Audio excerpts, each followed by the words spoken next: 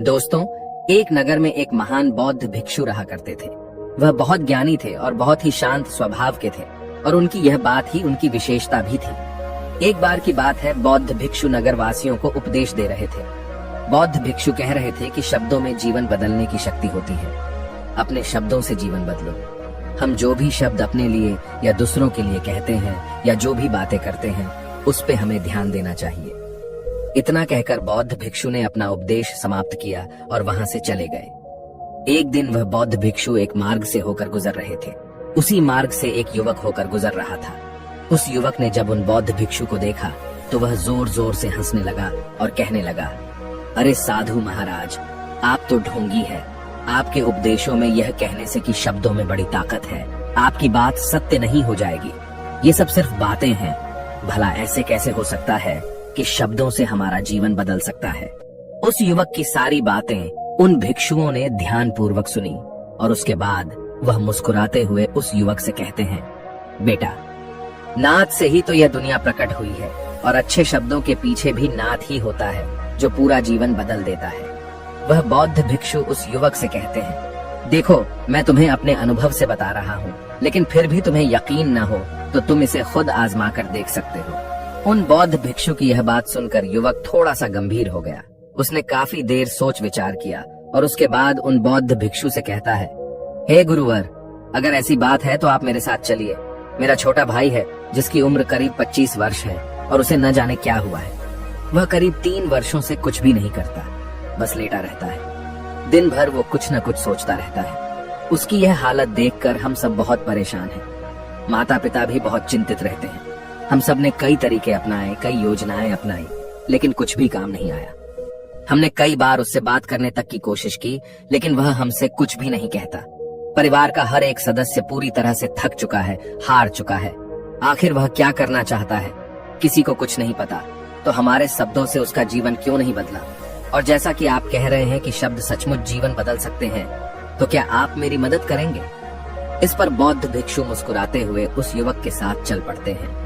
वह युवक उन बौद्ध भिक्षु को एक खेत में ले जाता है और अपने भाई की तरफ इशारा करके कहता है, हे गुरुवर, यही मेरा भाई है जो पूरे गांव में आलस और मक्कारी के लिए मशहूर है। आप कहते हैं कि शब्दों में वह शक्ति है जो हमारा जीवन बदल सकती है। तो क्या आपके शब्द इसका जीवन बदल सकते हैं? अगर यह सत्य है तो आप इसका जीवन बदल कर दिखाएं। उन बौद्ध भिक्षुओं ने उस युवक के भाई को ध्यानपूर्वक देखा। वह एक पेड़ की छांव में आराम से सो रहा था। जब बौद्ध भिक्षु उस युवक के भाई के पास पहुंचे और आराम से उसके सर पर हाथ फिराते हुए कहते हैं, उठो बेटा, बहुत देर हो चुकी है। ये सोने का समय नहीं, ये तो जागने का समय है। उन बौद्ध भिक्षुओं की आवाज सुनकर वह लड़का थोड़ा सा अचरज में पड़ गया। आखिर कौन है जो मुझे इतने प्यार से जगा रहा है? वरना सभी गांव वाले तो मुझे आलसी और मक्कार ही कहते हैं। आखिर कौन है जो मुझे इतना अपनापन दिखा रहा है? उसने आंखें खोली और आंखें मलते हुए उसने पूछा, हे गुरुवर, आप कौन हैं और यहाँ क्यों आए हैं? इस पर बौद्ध भिक्षु उस युवक से कहते हैं, बेटा, ये प्रश्न तो मैं तुमसे करना चाहता हूँ। तुम कौन हो, यही तो तुम्हें जानने की आवश्यकता है। उन बौद्ध भिक्षुओं की बात सुनकर वह लड़का जोर से हंस पड़ता है और कहता है, हे गुरुवर, यदि आपको मेरे बारे में जानना है तो जाइए और गांव के किसी भी सदस्य से पूछ लीजिए। आपको पता चल जाएगा कि मैं कौन हूँ। आपसे हर कोई यही कहेगा कि वह तो आलसी है, मक्कार है, तरह तरह के ताने सुनाएंगे, तरह तरह की बातें कहेंगे। इससे आपको ये जरूर यकीन हो जाएगा और आपको ये पता भी चल जाएगा कि मैं कौन हूँ। तभी बौद्ध भिक्षु मुस्कुराते हुए उस लड़के से कहते हैं, सबसे पहले मेरी यह बात सुन लो। मेहनती इंसान के खुद के शब्द उसे अंदर तक चोट पहुंचाते हैं, इसलिए कभी भी अपने आप को कोसो मत। अपने शब्दों को सुधारो। और मेरी यह दूसरी बात भी सुन लो। मैंने उन गांव वालों से नहीं पूछा कि तुम कौन हो, मैं तुमसे पूछ रहा हूँ कि तुम कौन हो, लेकिन तुमने तो अपनी आदतें मुझे बताई। आलस तुम्हारी पहचान नहीं, तुम्हारी आदत हो सकती है, और इंसान नहीं, उनकी आदतें खराब होती हैं। इसलिए बेटा, तुम आलसी और मक्कार नहीं हो, ये तो तुम्हारी आदत है। बस इतनी सी बात है जो गांव वाले नहीं समझ सकते। ये सारी बातें सुनकर वो लड़का थोड़ा सा आश्चर्यचकित रह गया, क्योंकि गांव वाले हमेशा उसे मक्कार, आलसी और तरह तरह के ताने ही सुनाया करते थे। उन बौद्ध भिक्षुओं की यह बात सुनकर उस लड़के की आंखों में आंसू आ गए। वह तुरंत ही दोनों हाथ जोड़कर उन बौद्ध भिक्षु के चरणों में गिर पड़ा और उनसे कहने लगा, आप सत्य कहते हैं, यह मेरी आदत ही है और मैं इस आदत से बहुत परेशान हूँ। मैंने बहुत कोशिशें भी की, लाख उपाय किए, लेकिन मैं अपनी इस आदत से छुटकारा ना पा सका। इन आदतों से बाहर आना बहुत कठिन है। मैंने कई बार आलस छोड़ने का प्रयास तक किया, पूरी कोशिश भी की, लेकिन कोई लाभ नहीं हुआ। मैं जब भी कोई कार्य करने की कोशिश करता हूँ तो पता नहीं क्यों मेरा मन कहीं और भागने लगता है। मेरा दिमाग किसी और दिशा में काम करने लगता है और मैं उस काम पर ध्यान ही नहीं दे पाता। मैं क्या करूं, कैसे करूं, मुझे कुछ भी समझ नहीं आता। जब भी मैं किताबें पढ़ने की कोशिश करता हूं तो मुझे नींद आने लगती है। मन में एक अजीब सा दर्द महसूस होता है। ऐसा लगता है कि मेरा जीवन यूं ही व्यर्थ जा रहा है और जब मैं इस दर्द को बर्दाश्त नहीं कर पाता तो मैं सो जाता हूं, ताकि जब मैं उठूं तो मुझे दर्द न महसूस हो। और अब तो मुझे यह भी यकीन हो चुका है कि मैं इन आदतों से नहीं निकल सकता। ये आदतें मुझे नहीं छोड़ने वाली। इस पर बौद्ध भिक्षु उस लड़के से कहते हैं, बेटा, यदि तुम इस आलस की आदत को छोड़ना चाहते हो तो मैं तुम्हें एक सही उपाय बता सकता हूँ, लेकिन उसके लिए तुम्हें कल सुबह मुझे मिलना होगा, तभी वह तरीका मैं तुम्हें बताऊंगा। यदि तुम उस तरीके को सीखना चाहते हो तो कल सुबह मेरे पास चले आना। इतना कहकर बौद्ध भिक्षु वहां से चले गए, लेकिन उन बौद्ध भिक्षु की सारी बातें उस लड़के के कानों में गूंज रही थी। वह यह समझ नहीं पा रहा था कि आखिर वह बौद्ध भिक्षु उसे कौन सा मार्ग दिखाने वाले हैं। वह ऐसा कौन सा उपाय बता देंगे जिससे उसके जीवन से आलस्य हमेशा हमेशा के लिए खत्म हो जाएगा। देखते ही देखते रात हो गई। रात भर वह अपने बिस्तर पर करवट लेता रहा और उन बौद्ध भिक्षु की बातों के बारे में सोचता रहा। इसी प्रकार देखते ही देखते सुबह हो गई और वह लड़का उन बौद्ध भिक्षुओं के पास जा पहुंचा। वह लड़का उन बौद्ध भिक्षु को प्रणाम करता है और कहता है, गुरुवर, जैसा कि आपने कहा था, लीजिए मैं आ गया। अब मुझे वह मार्ग बता दीजिए जिसे मैं अपने जीवन से इस आलस्य को निकाल सकता हूँ।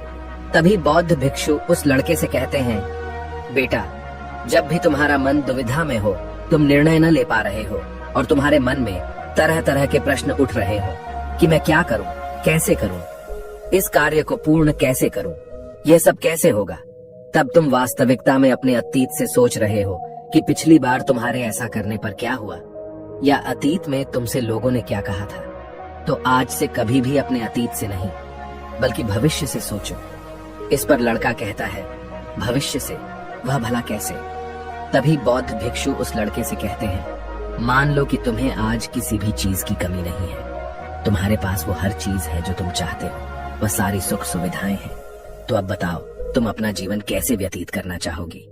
उन बौद्ध भिक्षु की यह बात सुनकर वह लड़का कुछ देर के लिए सोच में पड़ गया, क्योंकि आज तक उसने सभी गांव वालों के केवल ताने ही सुने थे। किसी ने भी आज तक उसके जीवन के बारे में उससे ऐसी बात नहीं की थी और वह गुरुवर उसे आने वाले भविष्य के बारे में उससे बातें कर रहे थे। उन बौद्ध भिक्षु की यह बात सुनकर वह लड़का खुद से प्रश्न करने लग गया कि अगर मेरे पास सब कुछ होगा, धन की कोई कमी नहीं होगी और सारी सुख सुविधाएं होंगी, तो मैं अपना जीवन कैसे व्यतीत करूंगा? कुछ देर सोच विचार करने के बाद वह उन बौद्ध भिक्षु से कहता है, गुरुवर, मैं यह दुनिया घूमना चाहूंगा, पहाड़ों पर चढ़ना चाहूंगा, समुद्र की रेत पर चलना चाहूंगा और मैं एक बहुत बड़ा व्यापारी बनना चाहूंगा। तभी अचानक उस लड़के का ध्यान टूट गया और वह उन बौद्ध भिक्षु से कहता है, परंतु हे गुरुवर, यह सब कैसे संभव होगा? केवल मेरी मात्र सोच लेने से तो यह सब पूरा नहीं होने वाला। उसके ऐसा कहते ही उसके अतीत में बीती हुई सारी घटनाएं उसकी आंखों के सामने से गुजरने लगी और वह एक बार फिर से निराश होने लगा। और अब वह यह सोचने लगा कि मेरे पास तो पैसे ही नहीं है, तो मैं भला व्यापार कैसे कर सकता हूँ? न ही मेरे पास व्यापार का कोई अनुभव है।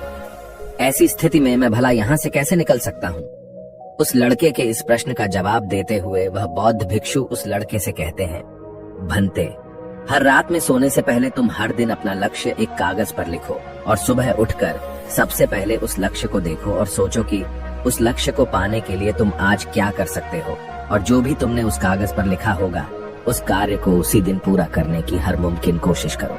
इस पर वह लड़का कहता है, ठीक है, आप सच कह रहे हैं, लेकिन जब मैं बहुत सोचने लगता हूँ तो मेरा मन बेचैन होने लगता है और मन में तरह तरह के विचार उठने लगते हैं और इन विचारों को शांत करने के लिए मैं सो जाता हूँ ताकि वह विचार मुझे परेशान न कर पाए। उस लड़के की इस समस्या का समाधान करते हुए वह बौद्ध भिक्षु उस लड़के से कहते हैं, बेटा, अंतर्मन की चाल को पकड़ो और शब्दों की मदद से नया भविष्य बनाओ। तभी लड़का कहता है, हे गुरुवर, आप क्या कहना चाहते हैं? मैं आपकी बात समझ नहीं पा रहा। इस पर बौद्ध भिक्षु मुस्कुराते हुए कहते हैं, बेटा, कैसे होगा? यह जो सवाल है, यह सवाल नहीं बल्कि एक डर है जो तुम्हारे अंतर्मन में बैठा हुआ है, जो तुम्हें अगला कदम लेने से रोक रहा है, तुम्हें कदम आगे बढ़ाने से रोक रहा है। यदि तुम वास्तविकता देखो तो किसी को भी नहीं पता होता कि वह कार्य कैसे होगा, लेकिन एक इंसान जब दृढ़ निश्चय कर लेता है तो वह अपने उद्देश्य को सामने रखकर लगातार प्रयास करता रहता है और वह अपनी सफलता प्राप्त कर ही लेता है। तभी वो लड़का उन बौद्ध भिक्षु से कहता है कि हे गुरुवर, अगर ऐसी बात है तो मन में बार बार चिंता क्यों होती है? मन बार बार बेचैन क्यों हो उठता है? इस पर बौद्ध भिक्षु कहते हैं, बेटा, क्योंकि तुम्हें डर है कि तुम कमजोर हो। तुम्हारे अंतर्मन में बैठा है कि तुम में कुछ कमी है, तुम किसी काम के नहीं हो, और यही कारण है कि तुम कोशिश करने से डरते हो, क्योंकि तुम्हारा अंतर्मन हमेशा तुम्हें रोकता रहता है। जब भी तो कोई कार्य शुरू करना चाहते हो, तुम्हारा मन तुमसे पहले कह देता है, इससे आगे मत बढ़ना, अन्यथा तुम हार जाओगे, और इसी कारण तुम्हें चिंता होने लगती है, तुम्हारा मन बेचैन होने लगता है। तभी वो लड़का कहता है, गुरुदेव, आपने जो कुछ भी कहा वो बिल्कुल सत्य है, लेकिन अब आप ही मुझे बताइए कि मैं इस परेशानी से बाहर कैसे निकलूं? इसका जवाब देते हुए वो बौद्ध भिक्षु उस लड़के से कहते हैं, बेटा, इस समस्या का समाधान बहुत ही आसान और सरल है। तुमने देखा होगा कि अक्सर ही हम अपने आप को दोष देते रहते हैं, अपने आप को तरह तरह के अपशब्द कहते रहते हैं जो हमारे अंतर्मन में जाकर बैठ जाते हैं और वही हमें आगे बढ़ने से रोकते हैं। और इन शब्दों का हम पर बहुत गहरा प्रभाव भी पड़ता है, क्योंकि जैसा हम खुद से कहते हैं, जैसा हम पूरी भावनाओं के साथ सोचते हैं, हम वैसा ही बनते चले जाते हैं। इसलिए यदि तुम खुद को बदलना चाहते हो तो कि तुम भी काबिल बन सको, तो तुम्हें अपने अंतर्मन को नए संदेश देने की जरूरत है, जैसे कि मेरे शरीर का हर एक कण, हर एक हिस्सा, हर एक विचार शांति और ऊर्जा से भरा हुआ है। मैं दृढ़ संकल्प और आत्मविश्वास के साथ हर दिन के लक्ष्यों को पूरा करता हूँ। मैं अपने कमजोरी को अभ्यास में बदलता हूँ, चिंता को ध्यान में बदलता हूँ। मैं उत्साह और ऊर्जा से भरा हुआ हूँ, लगातार अपने लक्ष्यों पर काम करता हूँ। ऐसे शब्द जब तुम खुद से कहोगे तो तुम शक्तिशाली महसूस करने लगोगे और तुम्हारी सारी चिंताएं खत्म होने लगेंगी, क्योंकि यही शब्दों की ताकत है। वह तुम वही बना देंगे जो तुम खुद से कहोगे। तुम जितनी भावना के साथ यह वाक्य बोलते हो, उसे महसूस करते हो, उतनी ही भावनाओं से यह शब्द तुम पर असर करना शुरू कर देंगे। धीरे धीरे यह शब्द तुम्हारे मन और व्यक्तित्व की सोच का हिस्सा बन जाएंगे। लेकिन मेरी एक बात याद रखना कि तुम्हारा अंतर्मन इतनी आसानी से हार नहीं मानने वाला। जब तुम आगे बढ़ोगे तो मौका मिलते ही वह तुम्हें पीछे खींचेगा। तुम्हारे अतीत के बीते हुए सारे कड़वे अनुभव तुम्हें याद दिलाएगा, ताकि तुम डर जाओ और एक बार फिर से अपने लक्ष्य का पीछा करना छोड़ दो। लेकिन तुम्हें इसकी चिंता नहीं करनी है।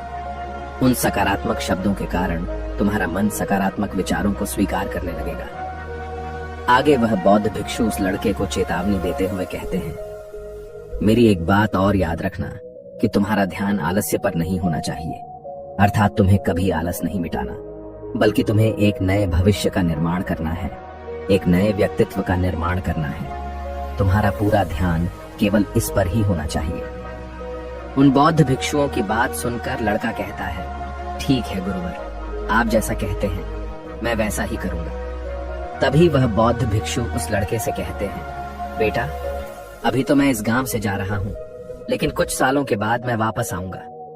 इतना कहकर बौद्ध भिक्षु वहां से चले गए और वह लड़का अपने घर लौट गया। लेकिन अब उस लड़के के मन में तरह तरह के विचार चल रहे थे। वह लड़का यह सोच रहा था कि अगर मैं अपनी मनपसंद जिंदगी जीने लगूंगा, अगर मैं दुनिया घूमने लगा, नए लोगों से मिलने लगा और अपनी पसंद का काम करने लगा, तो मेरी जिंदगी कैसी होगी। उस बात को ध्यान करके उसने एक कागज पर अपना लक्ष्य लिखा और लिखकर सो गया। अगली सुबह जब उसकी आंखें खुली तो उसने उस पेपर पर लिखा हुआ लक्ष्य एक बार दोहराया। उसके बाद वह कुछ देर के लिए शांत हो गया। तभी उसे उन बौद्ध भिक्षु की बात याद आई कि तुम अपने लक्ष्य के लिए आज क्या कर सकते हो। उसने खुद से सवाल किया कि मैं आज अपने इस लक्ष्य को प्राप्त करने के लिए क्या कर सकता हूँ। तभी उसे एक बार फिर से उस पेपर की तरफ ध्यान दिया। उस पेपर पर लिखा था कि मैं बाजार जाता हूँ और लोग व्यापार करने की कौन सी चीजें, कौन से सामान लेकर आते हैं। मैं उन चीजों को देखता, उन चीजों को पता करता। वो पढ़ने के बाद तुरंत ही बाजार चला गया। वह अलग अलग दुकानों पर बैठा उन्हें देखा, लेकिन उसे कुछ समझ नहीं आ रहा था, क्योंकि लोग अलग अलग व्यापार कर रहे थे, अलग अलग तरह की चीजें और सामान ले रहे थे, और किसी ने उसकी कोई मदद नहीं की। वह बहुत उदास हो गया और निराश होकर वापस घर लौट आया। तभी उस लड़के को उन बौद्ध भिक्षु की एक और बात याद आई। शब्दों में बहुत ताकत है और शब्द हमारा जीवन बदल सकते हैं। उसे वह सकारात्मक विचार याद आए। वह उन्हें सुबह शाम दोहराने लगा और अब से वह हर दिन ऐसा ही करता। देखते ही देखते 1 महीना बीत चुका था, लेकिन अब तक उसके जीवन में कोई बदलाव नहीं आया था। अब वह लड़का यह सोचकर निराश होने लगा था कि उसके जीवन में तो कुछ भी परिवर्तन नहीं हो रहा। लेकिन 1 महीने के बाद उसे महसूस हो रहा था कि वह पहले से अच्छा महसूस कर रहा है। उसका दिमाग अब अच्छी तरह से सोच पा रहा है। वह पहले से ज्यादा चलने फिरने लगा है। धीरे धीरे उसे समझ में आने लगा कि जो लोग आगे बढ़ते हैं, महान काम करते हैं, उनकी सोच में कितना अंतर होता है। वे लोग हमेशा शक्तिशाली विचार सोचते हैं। दूसरों की छोटी सोच और डर से वह कभी प्रभावित नहीं होते।